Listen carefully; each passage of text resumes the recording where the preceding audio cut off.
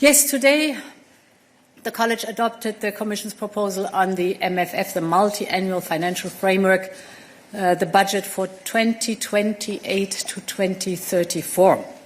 It is a 2 trillion budget for a new era. It is a budget that matches Europe's ambition, that confronts Europe's challenges, and that strengthens our independence. The budget is larger, it is smarter, and it is sharper. It is a budget that delivers for our citizens and our business, our partners, and our future.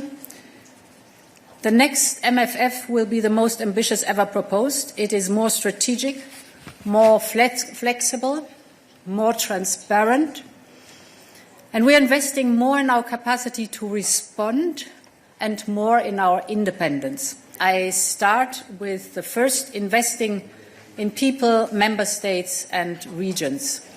The core here are the national and regional partnership plans with 865 billion euros. They are the foundation for investment and reform, and we've produced a slide that shows a bit how these different funds that we have today, as mostly working as stovepipes, very little interlinked, can work together and integrate more so that the objective, the European objective, is better implemented on the ground. At the heart of these national and regional partnership plans remains agriculture and cohesion. They are the central pillars of European solidarity and investment in the European model. We are safeguarding 300 billion euros for farmers' income support. We are also tripling investment in migration and border management because Europe's borders are a shared responsibility. And we are tripling the solidarity fund so that we can act fast and decisively when disasters strike. So the purpose of the national and the regional partnership plans is that the one single plan a member state develops with the European priorities, that the plan integrates the different funds in a way that we can better manage it. On top of this, we are setting aside 100 billion euros for Ukraine. You know we have the Ukraine facility for reconstruction. It was initially, with the midterm review, filled with 50 billion. These are slowly but surely going down in the amounts, and therefore we are suggesting 100 billion euros to fill up again the Ukraine facility, to support recovery, resilience, and of course their path to the EU membership. Now, for accession itself, it is, as it always was with all accessions in the past, there is a specific revision clause in the MFF that says if there is an accession of a candidate country, there will be a revision of the MFF, which is logical because we will have to negotiate depending on what size the country has that joins the European Union.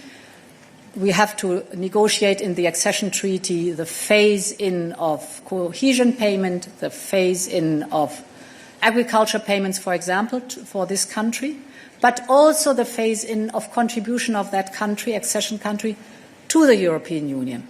All this has to be negotiated and discussed, and therefore very clear the promise and the obligation in the financial regulation that with an accession there will be a revision of the MFF. It worked in the past accessions and it will work now. So instead of having 10 different funds with different rules, different timelines and different criteria, often overlapping, we now have the national and regional partnership plans that put European priorities under one roof. They're easier to align with the local needs. They are simpler to manage for national and local authorities.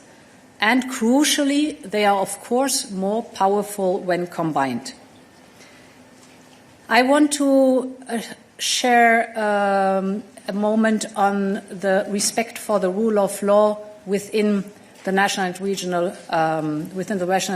partnership plans, but in all the MFF that is being proposed. The respect for the rule of law is unconditional. The rule of law is a must for all funding from the EU budget. And with the next MFF, we go further. The national and regional partnership plans will make the rule of law and fundamental rights a condition for investment and a focus for the reforms. As I said, the rule of law applies to all funds, and it will be smart conditionality. We will ensure responsible spending and full accountability with very strong safeguards, clear conditions, and the right incentives. This serves the citizens.